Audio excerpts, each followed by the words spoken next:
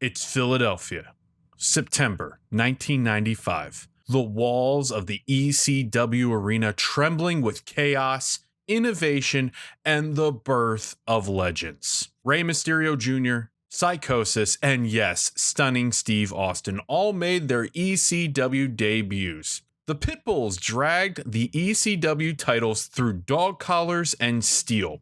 This was ECW Gangstas Paradise, where the line between reality and hardcore became gloriously blurred. We are rewinding the tape and reliving every wild moment. Ladies and gentlemen,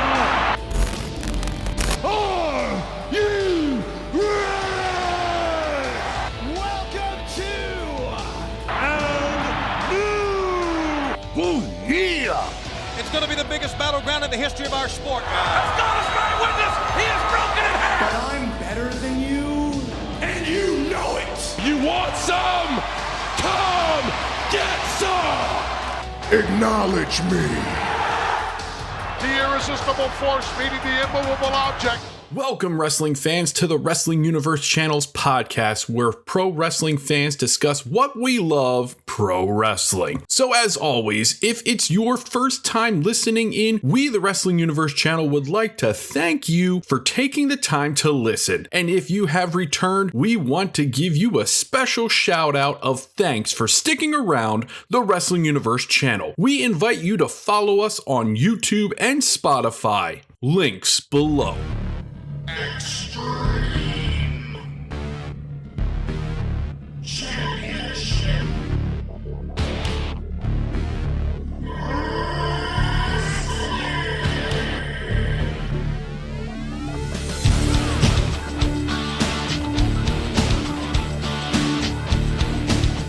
Today we're jumping back 30 years ago to ECW's Gangstas Paradise, held live on this date, September 16th, 1995, in Philadelphia's legendary ECW arena.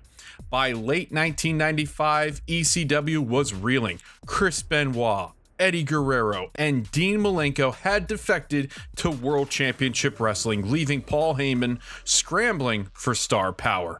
He answered the call by bringing in high-flying sensations Psicosis and Rey Mysterio Jr., plus the brawling, stunning Steve Austin, fresh off his World Championship Wrestling release. The promotion was bleeding talent, but Paul Heyman wasn't just surviving, he was innovating, fusing lucha, hardcore, and technical wrestling in one gritty showcase. The name, Gangstas Paradise, nods both to Coolio's chart-topping hit release just the month before and the faction the Gangstas, who were central to ECW's identity at that moment. Some of the behind-the-curtain backstage stories: right before this event, Extreme Championship Wrestling lost three major stars: Chris Benoit, Dean Malenko, and Eddie Guerrero, to World Championship Wrestling. WCW at that point was flush with Ted Turner money, and Eric Bischoff was determined to stockpile international talent for Monday Nitro and the soon-to-launch Cruiserweight division. Each of the three got $135,000 per year guaranteed, as reported in the Wrestling Observer reports and later shoot interviews. They also had clauses for pay-per-view bonuses and potential merchandise sales, which ECW simply could not offer. In ECW, many wrestlers were working for anywhere between $300 to $500 a night, sometimes less, and pay was not always on time. Even ECW's top guys like Shane Douglas or Sabu weren't making anywhere near $135,000 guaranteed. Paul Heyman reportedly encouraged some of the guys to take the money, knowing ECW couldn't compete, and instead choosing to spin ECW as the launchpad promotion. With Paul Heyman scrambling, he signed Psicosis, Rey Mysterio Jr., and stunning Steve Austin to inject new blood into the promotion. With ECW on the ropes, Paul Heyman's urgency to rebuild the roster was palatable. Signing Mysterio and Psicosis was a bold, visionary move.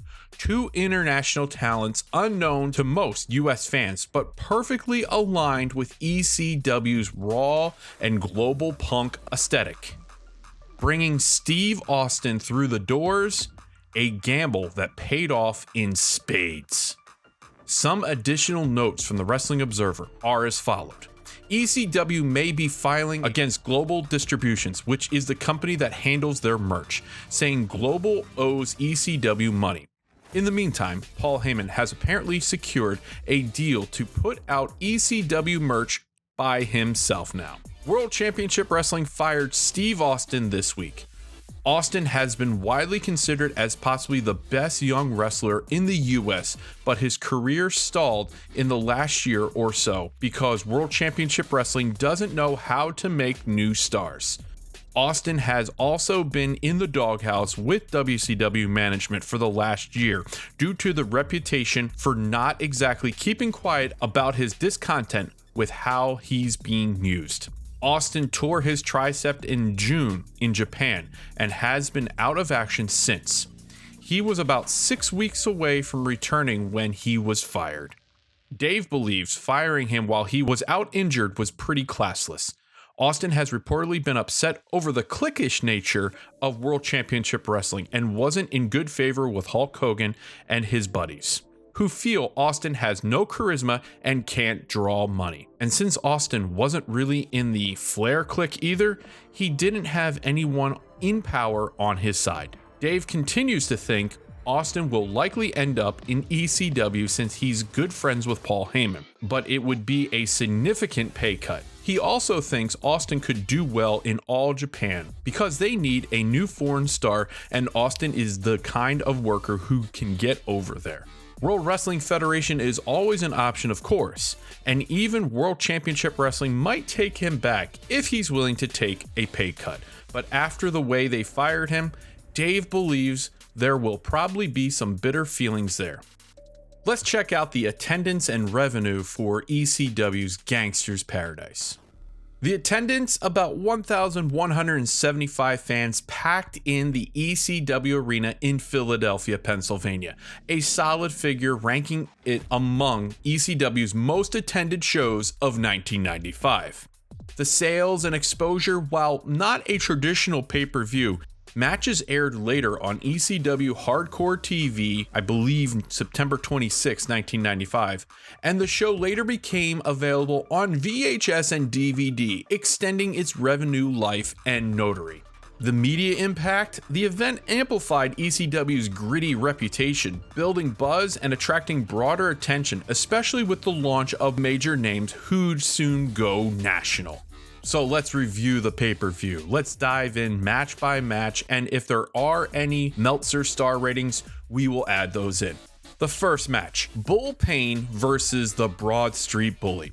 This chaotic opening brawl had Bull Payne battling Tony Stenson, who sported a Flyers jersey and welded a hockey stick to rile up the Philadelphia crowd.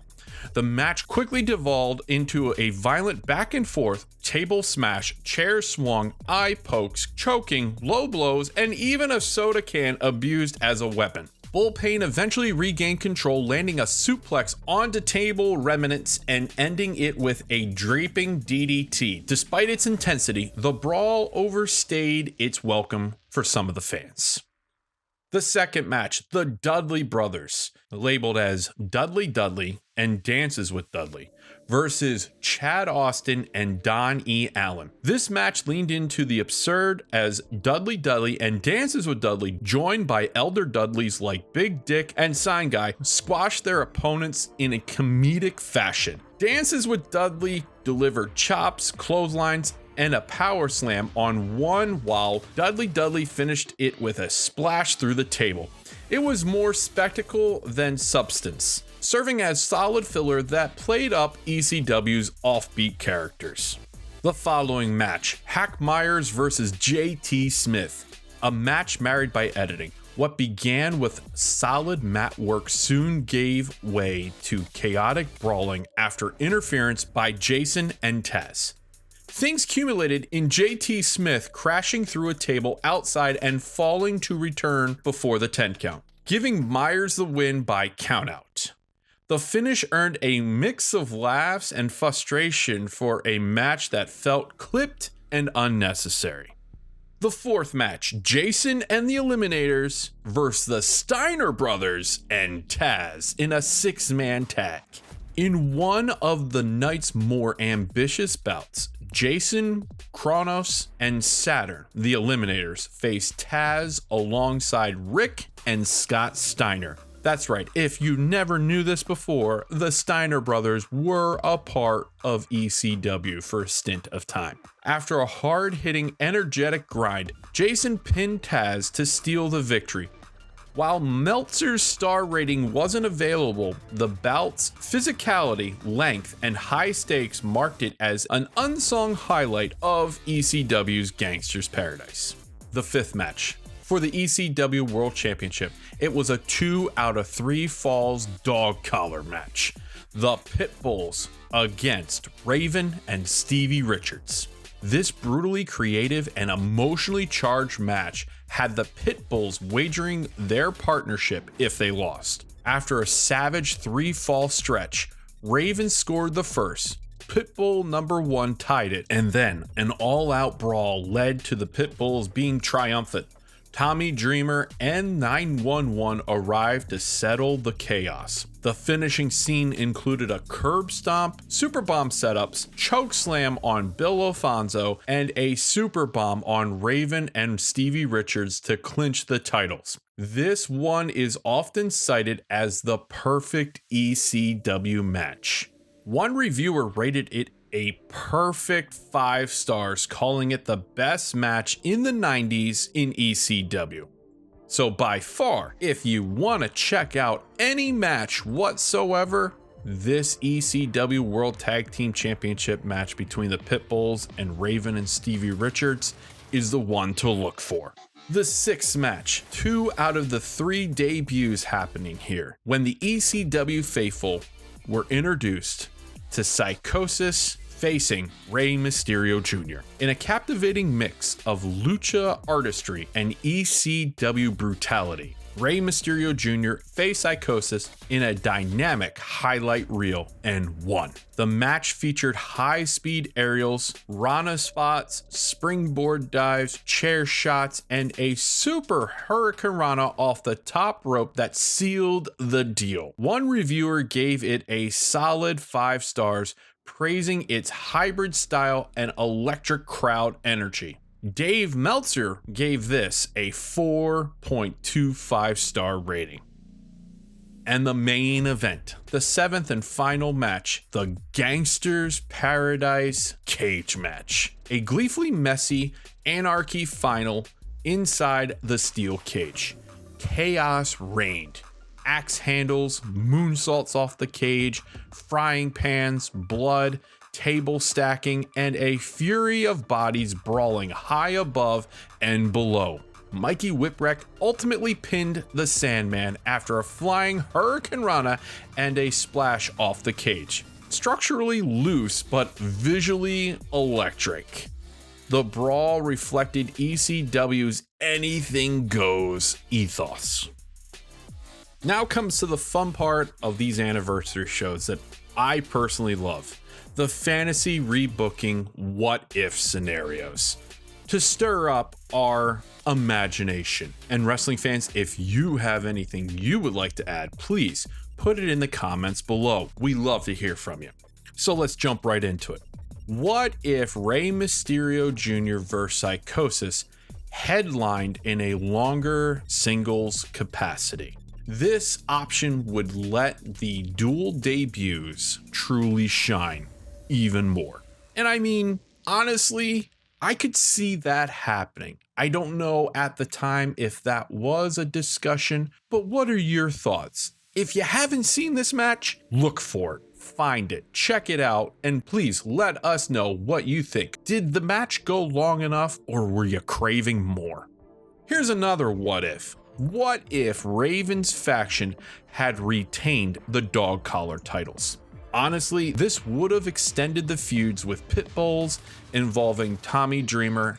Even though the Pitbulls would have been abolished, this would have definitely added a little bit more to the storyline involving Raven and Tommy Dreamer. But the biggest one by far. What if Stunning Steve Austin got involved in this pay-per-view? Imagine the main event, the Gangstas in Paradise Steel Cage match. All of a sudden, towards the very end, the lights go out, and when they come back on, there's Stunning Steve Austin in the middle of an ECW ring. This could have supercharged Steve Austin's debut even more. We know eventually Austin has a great feud with Mikey Whipwreck. Or, instead of the lights going off and him appearing when the lights come back on, what if after the cage match, after Mikey Whipwreck wins, Austin storms the ring and gives Whipwreck a stun gun? We know Austin basically appears on this pay-per-view mocking Hulk Hogan. Steve-O-Mania running wild. But how cool would it been to really just give it to the competition, showing ECW more than a launch pad, but being a staple with someone like Steve Austin. Now, granted, we're talking 30 years later.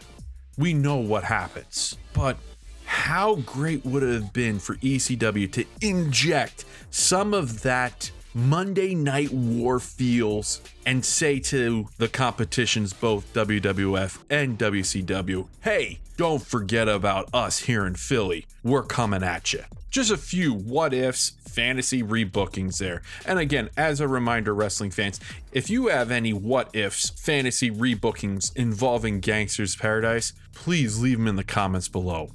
We would really appreciate it. Overall, the best match and highlight of the night by far is the Pitbulls versus Raven and Stevie Richard. In a lot of cases, it's legendary, it's over the top, emotionally coherent with chaos, and rated with 5 stars by a popular viewer. The most memorable debut by far, of course, goes to Rey Mysterio Jr. and Psicosis in their match. That match alone was high-flying brilliance, an instant credibility for the two, making it by far one of the most memorable debuts of any wrestler in ECW. A wild card botch of the night would definitely go to the match involving Hack Myers against JT Smith. Not only was it chaotic, but chaotic more in a comedic and gloriously odd. This was definitely a match that was meant for the fans to just go and get a bathroom break, maybe go to the merch stand. Overall, in this episode, we revisited a pivotal moment in ECW history. Gangstas Paradise, a show that brought in future icons, delivered blood-soaking dog collars and high-flying lucha magic, all under the specter of a company fighting for survival. If you caught that electric atmosphere live and in person, or on pay-per-view, or on TV, you know it wasn't just wrestling. Gangstas Paradise remains a milestone. It was ECW's Phoenix moment. It was the moment ECW proved it was far more than a cult favorite. It was shaping the future of pro wrestling. As always, we appreciate and thank you all for taking the time to be a part of our episode here on the Wrestling Universe channel. Please let us know how we did, or if you have anything you would like to contribute to this episode, we would love to hear your feedback. And you know the drill. Follow us on all of our social platforms, Instagram, YouTube, and Spotify, and we look forward to the next episode. So long, wrestling fans.